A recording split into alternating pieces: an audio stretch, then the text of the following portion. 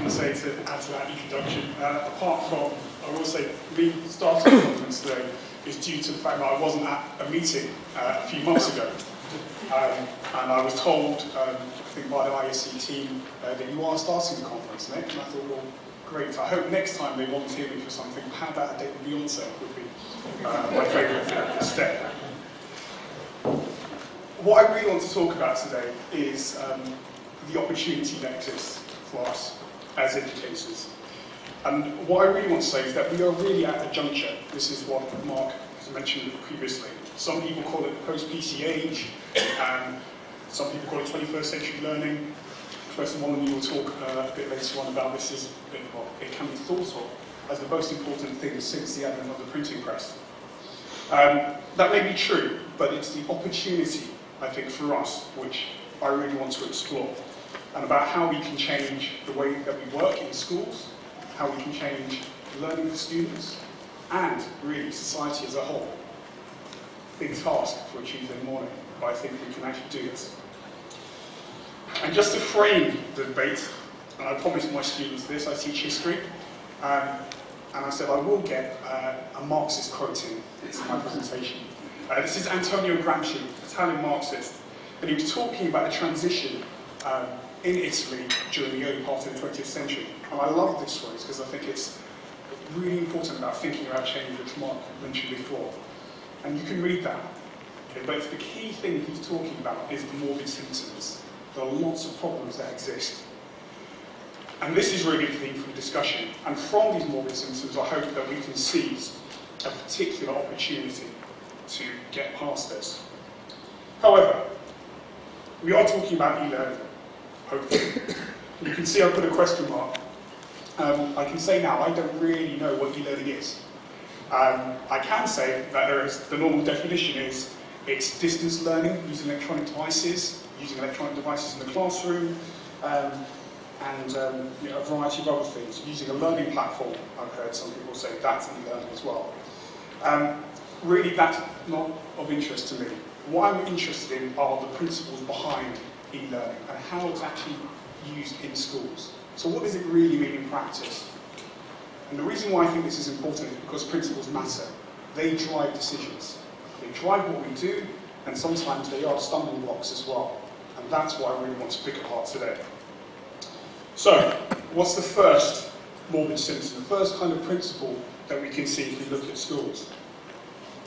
Is this idea, okay, that single change can very quickly make a huge impact. I'll give you an example. This is taken, I think, from the Daily Mail. I'm sure some of you have seen similar articles as well about buying devices in schools. What I really love about this particular one, I had to pick this, is because iPads lead linking to porn. No idea, but this is the Daily Mail we are talking about. But it's this notion that some schools, senior leaders, teachers think, right, we get this technology, things will get better, things will improve immeasurably just because we've made this single change. I'm not so sure about that, and I think this is one of the morbid symptoms. And while I was thinking about this presentation, I came across this phrase. Doug Belshaw, one of my friends, was talking about innovation at his conference, and he said, someone came along to the conference and said, the early bird gets the worm. And this is what we normally do. We're technologists, we like shiny toys, we get things, yes, this is going to be great. But it's this part which I think is quite important. Okay, but it's the second mouse that gets the cheese. And this is why I think independent schools are uniquely good at, really thinking and taking apart ideas and deciding what's best for our students. So we do have the capacity, in one sense, to get past this morbid symptom. And let me give you an example of somebody who is the second mouse in one sense. A really good example. Of course, we think of Apple as being the leading innovator. Well, let's look at some of the products. It wasn't the first MP3, the iPod. There were many others before. I had a Rio, which I think I had about 5 or 8 meg of memory. It's terrible interface. But Apple didn't have a device at that time. The iPad was not the first tablet computer. I remember hearing Microsoft extolling the virtues of these technologies years ago and saying this is what will happen in the classroom. And of course we know that the iPhone was not the first smartphone. But what they were able to do by reflecting and really thinking about how we can make this process better, they've actually managed to improve that. And this is what I think is how schools can actually improve. Using the technology, but in small pilots, actually exploring how it works. Thinking, talking to the students, and really considering, is this really helping the learning in the classroom? Is it supporting the learning, not driving the learning, but supporting it? So that's one morbid symptom and a way of getting around it. The second morbid symptom is this. And we see this all the time. Newspaper reports, various other things. Social technology is dangerous. Lots of horror stories about Facebook, Twitter, a variety of other things, banning mobile phones in schools, completely. Well, I would disagree with this, because it can do amazing things like this. Well, it depends on how you think about social technology in one sense. Obviously, it can help people find love, an example of that. It can also allow people to connect and share their passions, which obviously they are doing not just their love for each other. And I think this picture epitomises how learning is social, or it allows us to extend our humanity in a variety of different ways.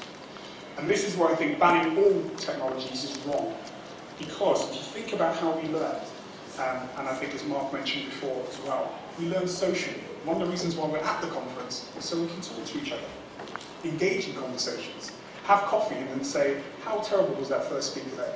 Showed that rubbish picture of Star Wars to begin with, and really swap the war stories. So we do this, we know this already. But how can it be used in schools?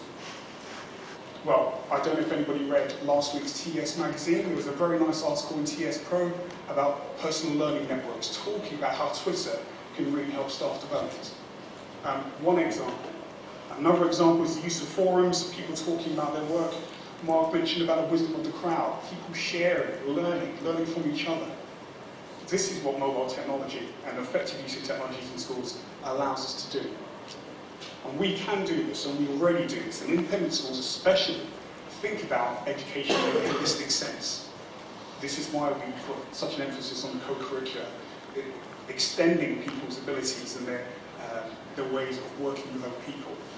So shutting out these technologies, these things, which actually allow us to work together, is, I think, pretty reductionist. So that's the second morbid symptom, about shutting out technologies. The third one, and this is something I have a particular bugbear about, is that basically e-learning or learning is separate, or using technology for learning is something separate. And people talk about, this is something separate from what goes on really from school. It's not real teaching. Someone at the front extolling knowledge, just talking about their passion for the subject. It's not really the real stuff. And I'm sure people have been in lessons, I have myself when I was younger, been shown how to do PowerPoint presentations and make pretty pictures and words and various other things as well. But these are not really, I would argue, real learning opportunities.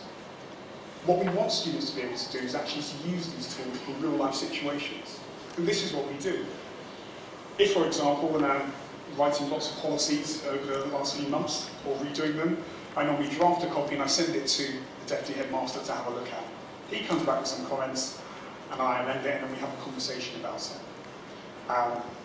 And that's what the technology allows us to do. It allows us to work together, it allows the social aspect, but that's learning as well. It helps me do my job, and it also helps him do his job as well.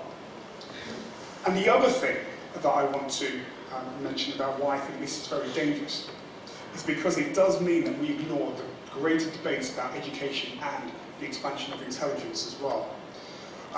Two books I just want to reference. The first one is Guy Claxton's and Bill Lucas's book called New Kinds of Smarts. I think it was published this year.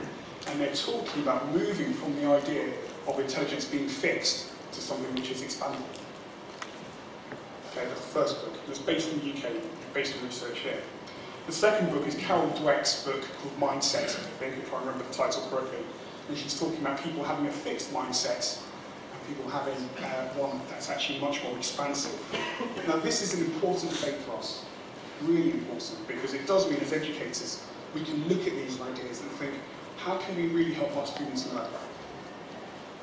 If you talk about ICT as being separate from that, that's a huge problem. Huge problem. And that's part of the issue in terms of morbid symptoms. People see this as being very separate. And one of the things that Lucas and Claxton write about is this idea of being tool-minded, okay, using technology to expand our intelligence. Really using the technology to expand our intelligence. And we can see this with our students.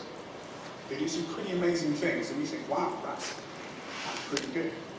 I had one of the lessons that I had last week, I was teaching the cultural, not the Cultural Revolution, the Great Leap Forward to my sixth form class in the International Baccalaureate. And you know, some of the students can find this quite difficult sometimes. And I said, right, I want you to do something to try and remind you about the kind of key points of this. And so I gave them some iPads, and they actually created a comic. Pretty funny, what I thought, in one sense. But the real learning was there. It was very clear for them to see, and for me to see. And this was basically, it's amplifying their intelligence. In the act of creation, they had to think very carefully about the concepts they were looking at. Then they had to select key ideas, and then they had to produce something else. This, I think, is incredibly powerful. And this is why I think it's very, very dangerous for us to think about technology as being something separate from the real learning debate. Okay, so those are my kind of three morbid symptoms, but I just want to go a bit further and think about how we can solve these problems generally. And one of the things is really talking to teachers, and I think they're vitally important for this. And it's really to get away from this idea. Normally at conferences, people will say, oh, I'm having a real hard time getting my teachers to understand what's going on. It's really difficult, and it is, because change is difficult. But what I think is really important to get moving from this to this is to think about, actually, for teachers, it takes a long time, not because they don't have the capacity, but it does take a lot longer for them to actually adopt these new practices. And why is this the case? Well, I can quote some research by Jan Webb, who worked for Microsoft last year. She's now working for the TES. And she did some work in her school about how teachers learned or adopted the use of the VLE in the school. And it took the students a term to get it and actually use it effectively. But it took the teachers almost a whole year to do that, to use it effectively as well. And she said it's not because they're not interested, it's just because it's something in addition. And we have to understand that as educators, that we do have to, when we're working with our colleagues, that it does take time. And it links into my first idea about a single device being, or single change having this massive effect. So, one way that we can think about this is, we do already have the capacity in school. And I'll give you another example. My head of foreign languages at the school, we bought an iPod Touch Lab, and this was after a discussion. He wanted a new language lab, and he told me the price, and I thought, good grief, there's no way this is going to happen. I'm sure the person will not be happy with me coming and asking for something which is a huge amount of money. And we had a real discussion about this, and I provided this iPod Touch language lab, and we discussed exactly what he would do and his colleagues would do. And it was really, over a course of term, 2 terms, really supporting them, going in, seeing what they're doing, helping them, giving them some examples, actually working with them. I'm not a linguist, but actually thinking about the learning and seeing how that's important and how we can improve things as well. And really, the key message here is that we have the capacity within schools already. I mentioned the idea about co-curricular, holistic education in independent schools. We already think that education should be thought of as in the expansive sense. I'd argue that really we also need to think about that in terms of our staff. Okay, finally. And this is where I think we have a unique opportunity. Is that this idea here, that innovation is built on standards. Now, as you all know, I'm an Apple education mentor, so I do apologise for the Apple references here, but it's just because I think they're pretty cool. Steve Jobs, really good, another good example. If anybody's seen Steve Jobs, he normally wears the same type of clothing. Okay, black turtleneck, jeans. And I don't know if anybody's read his autobiography. One of the reasons why he does this is just because he doesn't have to think. Okay, it gets in the way of actually doing the core job, which is making this idea, beautiful products. So for Steve Jobs, in one sense, it's his clothing. That's his standard. And then he can actually do some amazing things. Also refers to his choice in cars as well, I think. He does normally have the same car, or an upgraded version. But also, if you think about technologies, they're also building standards as well. This is one of the reasons why the iPad is successful. It's using parts that most other manufacturers make.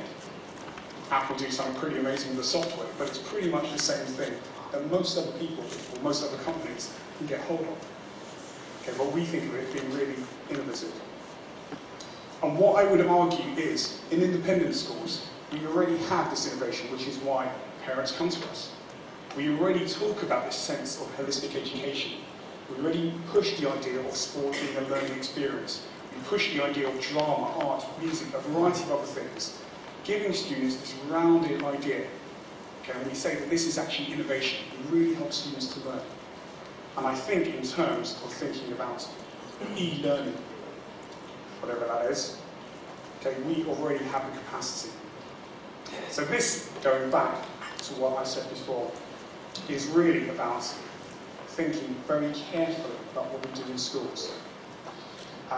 Thinking very carefully about what we can do to seize this opportunity and this moment of change. And I do believe, really honestly believe, and this is one of the interesting things about the independent school sector, is that we do have the capacity to do that already within us. And it's just a question of getting past the morbid symptoms, getting past these principles that can limit us. And these are actual practices, and that's why we need to dig behind them and see what drives these things. Getting past these principles and really thinking about how we can help students learn. One of the phrases that I always use is that the device or technology is not the pedagogy. Okay? It's not at all. It's really about our ability as educators to think about what we can do. Okay? Being tool-minded is the phrase that Claxton and Lucas would use, about amplifying our intelligence. And if anything else, there's nothing else you take from this presentation, it's really saying that we, teachers, educators, are at the centre of this. We have the capacity to change and drive this. We need to be very, very clear about where we're going. So, e-learning.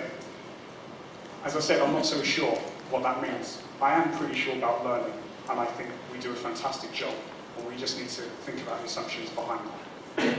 Thank you.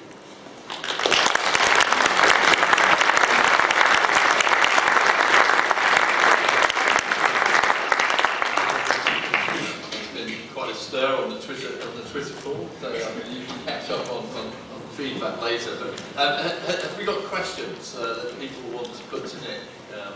We've certainly got a little bit of time to do that. Yeah, just summarise the morbid symptoms. Morbid symptoms. The first one, I think, just to recap, is the idea that single change or one single device can actually lead to this massive improvement in a short space of time. All the work on innovation shows that this is not possible, and it takes years of real concerted effort to actually make things happen. This is why I think the idea of core purpose and being clear about the principles is absolutely essential if you're going to do something.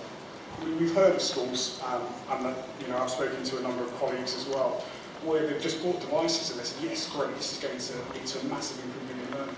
And that's not been the case. We can see this from talking about the use of laptops or interactive whiteboards, various other things as well. And that's never really been the case. Sorry, I'll come to the other two afterwards. So I'm just getting started on that. So that's the first thing. The second thing really is the idea that social technology is dangerous. I think that's the other criticism as well. And we understand that really, when we think about education and thinking about Google Apps and various other things, this is not the case.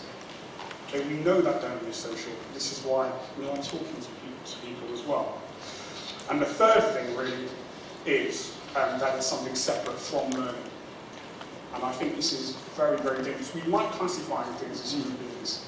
We do a great job of it, and it helps us get to understand and grab concepts. The problem is that sometimes it becomes quite a hard category, and we don't think about it as being linked to something else. So sometimes you'll find people say, well, that's ICT, that's not my problem, which is devastating really for students. I'll give you an example of the last part. I'm doing a module of work with my Year 9s on Empire generally. And we have Google Apps in the school, and some of the students have used it and they thought, well, it doesn't really interest me. But what I asked them to do was to actually create some work together and actually show them what they could do. And they thought, this is brilliant. So you mean I can actually sit in my boarding house and talk to my friend and do the work at the same time? And I'm sure Sasha and Laura will talk more about this a bit later on, or when the students go home. There was a real purpose to the work. And once they saw that, it became much more effective for them. And it also means, in terms of the learning, what they actually produce at the end is really important. But in some cases, that opportunity doesn't exist. It's very sterile, and it's not actually linked to the learning. So this is why I think training for teachers is absolutely vital. They really have to have that training to understand how what they're doing in the classroom can be enhanced or supported or supplemented with the use of ICT, and not necessarily the other way around. I've actually got a question coming through on Twitter, which is, should we give our pupils an iPod Touch? Would you like to comment? So I'm going to be a very typical historian. Depends on the context here. I'll give you an example. A journalist came to the school last week, and she said, can I come into a lesson and see this technology being used? And I said, well, actually there's no plans to use the technology in the lessons at the time, because it's not actually supporting the learning. I'm certainly not going to do a show lesson just for you. And I think that's the kind of key message here, that if you think the device, and this is why using it, playing with it, thinking about what you're teaching and how students are learning, if you do that and you think actually this would be really useful, that's fine. Its smaller form factor is very useful. We have some of our students do some pretty amazing things in terms of organising their work or taking pictures, but it depends on the context. Sometimes they're the best device to use, other times it could be something else. Pen and paper is, in some cases, highly underrated as a learning tool. And I think that's something we also need to think about. It really depends on the learning context. And an iPod Touch may be a good thing to use at that time. Any more questions? Yeah, in the centre. I think it's lovely, Dr. Dennis, to hear the thought you've got, and when you come to a conference like this and you see the Twitter feed going and that crowd wisdom coming through, it stops people having to make notes because it's all there, and until you've seen it, you don't know that. And when you're in a group of educators working, following a Twitter stream, you actually work far smarter. Yes. It seems to me that, I remember as a science teacher, textbooks all the way across the world talked about 4 tastes, sweet, sour, bitter, and salt. And then suddenly, a few years ago, umami came up. Biologists never knew that there was a 5th taste. And I think what you're showing us through these ideas is effectively how to bring that extra taste into it. And what I love about digital technology is they show learning almost as quickly as we used to be able to show teaching. And since it's about the learning, you can see it so much quickly, see it so much more quickly. And I remember last year seeing some of Berkhamsted's pupils showing us using Google Wave, and somebody saying to me, oh yes, but that's going out. It doesn't matter. Whatever the tool of the day is, it's a good one. And this is where I think having this tool-mindedness and thinking it doesn't just have to be one particular device. It can be a multiplicity of things. I'm a terrible, tried to learn to play cello, absolutely terrible. And I remember the director of music was showing some parents around, and I got a book which was made for 6-year-olds called Music Line. There's caterpillars on the front and butterflies. I'm really struggling with this. But then what I normally have, as well as my string builder telling me which strings I need to play, I normally have my iPad there telling me what I should be playing as well. And then that helps me, and then I can record it and think, actually, that sounds terrible.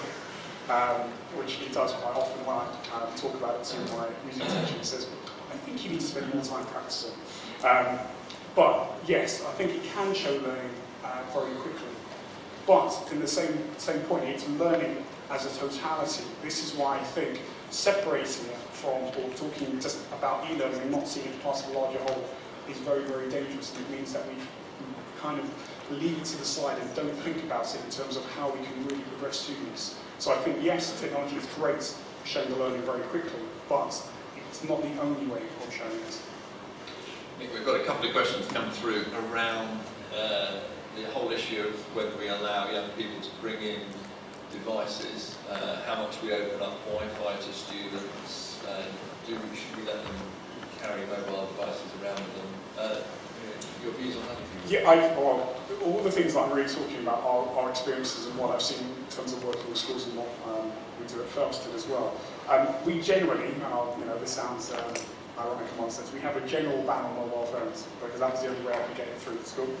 But I did have the proviso that if a teacher decided it was to be used for learning, then it was possible, it was permissible for the students to use that particular device. So if a teacher actually says, well, this is great, I want you to take a picture of this and share it with everybody, then fine. And I think that's a great use of actually capturing information. And I remember doing a card sort on the floor with one of my students, and I thought, oh, great, we've spent the whole lesson discussing this, really good work, but we haven't got enough time to actually get this learning down. And someone said, that's not a problem, sir. Picked out their phone, took a couple of pictures, and they said, right, I'm going to send it on BlackBerry broadcast. I don't have a BlackBerry, so I don't really know. And they just sent it to all their friends, instantaneously. And I think this is where technology can be very, very helpful. But I think the key thing here is that this is a social process. It's not the technology which is necessarily the problem, it's educating the students about how to use the technology effectively. If you're thinking about mobile devices and saying, well, we're going to ban them, that's not really the answer. The answer is really talking to students and engaging with them. And this is where, going back to the idea of change, it does take a long time for them to understand that. And you do have to do some very serious work with them. But it can be done. And you can see students use technology for learning purposes rather than playing games or Angry Birds or something else as well, which is always the fear in terms of losing control. And so I think it's a behaviour management issue, really, rather than the technology itself. But it's something really that I think the expectation should be very clear to students in terms of using mobile devices. I don't know who asked that question, but it came through. Interesting. I'm intrigued. I mean, maybe a self-selecting sample of people that are enthusiasts in the room, but I'm interested to know how many people in their schools, just as a sort of straw poll sort of thing, how many are giving access to pupils on their own devices in their school at the moment? If we have a rough show of hands. So that's probably about 40–50% looking at that are in that sort of that's interesting. And that's presumably through the school filters and so on. In terms of using them in lessons and as encouraging young people to use mobile devices in lessons. It's probably slightly fewer, but still looking a good 30%, I would suggest. My eyesight's not failing. Obviously we are in a period of transition here, and it's very interesting to see where we are, and I think those are the debates about how we deliver that. I think that we will sort of engage in over the coffee breaks and so on, because obviously some of the things that are coming through on the Twitter feed here are very much around how different schools are solving that particular problem. We've got time for a couple more questions. Bruno. Nick, quick question. With the technology moving so fast, what are the standards that you think we should be putting into schools that would anchor good sense, good practice, so that we don't just go all over the place? Because the risk is that lots of people are doing their own thing, and it becomes so bespoke, it becomes unreal. So I'd just be interested if you, maybe at Felsted or elsewhere, come across what are the kind of standards which should be I think, and this links into the question of Wi-Fi, I think infrastructure is absolutely vital if we're going to use mobile devices or any technology in schools. So having at least one internet connection is really important, possibly two. Having a robust Wi-Fi network, I think, is really important as well. And I don't really think, in some cases, it's necessarily the best idea to apply one device. And what I mean by that is that if it works in particular subject areas, they're fantastic. And I think Sasha and Laura are going to talk later about how it's used in NFL. It's worked fantastically well there in my school as well. And I think if you have a mobile kind of lab, in one sense, you can move that around and use for a variety of different purposes. I think the other thing is to also use as much of the web as possible. So you've got some great activities which are web-based, and you can use that. Google Apps is absolutely fantastic for doing that kind of work. So that's something that I would really advocate in schools embracing, is using web technologies. The students will be really good ideas about the kinds of things to use as well. But really, that's something else that I would argue. In terms of devices, it really does depend on learning as well. Some people have gone for Android devices because they're cheaper. I've heard people talk about Google Chromebooks as something which should be used as well. I mean, it really does, and that's why I'll go back to the idea about core purpose, about what you really want the students to do. If that's not clear, then yes, you can all go in lots of different directions and think actually we need to spend all this money and get this particular piece of kit, and then within a year or so, then it becomes a problem because you think actually I haven't really thought about these other ideas. And that's one of the common complaints that schools have, because sometimes they don't have that core purpose. They just think, it's kind of add water and stir, let's buy something, put it and see what happens, and then a year later they think actually this is not working at all. So that's why going back to the core purpose idea is, I think, it's really vital, and that should drive what we're doing. But infrastructure, really important, and really getting the teachers and the educators and the students really to get their hands on it and see if it's the most appropriate thing. Last question before break. Yeah. Nick, you talked about the importance of supporting teachers at this time. In terms of creating space for them to innovate, can you share what you do with teachers in your school? And also, do you believe in the importance of having internal champions where the rest of the teachers can actually talk to them and say, can anybody help me with? Yeah, no, I completely agree with that idea. We're actually running a teach meet this week. When I meant innovation based on standards, that's not my idea. This already exists, and this is where teachers come along and talk about what they're doing for 2 or 7 minutes.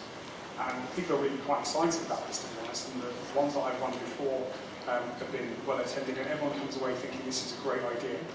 So sharing practice is fantastic within the teaching staff themselves. Yes, I think champions are important, and that's why we have modern foreign languages at our school and doing some work. And it does take time, but we need to build people's confidence. The head of classics at school does some great stuff as well, and I think she's managed to strong on the Cambridge Latin board to redo all their resources, Latin resources. So it works on an iPad because she says that this is a really good way of helping students understand how this works. And I think it's slightly different from me because I'm not necessarily seen as the ICT person. It's always about the learning part. And so once you explain that to teachers, they start to say, well, actually, yeah, this is quite important. And this is why I think it's important modelling. If you're the network manager, if you're a senior leader as well, and saying, right, okay, what's the key idea here? What are we really driving for? And say, well, this is my experience. These are the problems that I have. And I'm willing to share that with you. But you can see here's some really effective learning as well. So yes, I think champions are very important. I think training is absolutely vital. And this is going back to my first point, is that this is not a quick fix. Okay, it's not. And you've really got to spend the time working with staff, talking to them, showing them, and allowing students to actually say, well, this is a pretty good idea. I'll give you a really good example. I did an inset on this last year about using QR codes as well, another example. And the head of, director of art said, well, this is a brilliant idea, because he had this huge QR code on the board. And he went away and spoke to some of his students, and one of them produced, I think, for the Saatchi competition, this huge QR code, because he just thought, this is great. I can see it, I can see how it works. It works on so many different levels, and just by doing that, and people talking to each other, the social aspects of learning has done much more than what I can do. And really showcasing and modelling what other people are doing. Tom Barrett, who he is an educator, who works for a consultancy company now, but he was a deputy head teacher. He set up a kind of a Google Doc sharing really good ideas. And that's great, just really giving that to stuff and saying, well, look, here's a variety. Choose one or two. see what works, talk to me, talk to the other members of staff, and they say, well, actually, this is a really good way of doing it. And I think that's the important part, really sharing ideas and not being so top-down driven. Nick, thank you very much indeed for I think, as ever, insightful, and you've got us all thinking, and certainly you've got us all tweeting, so thank you very much.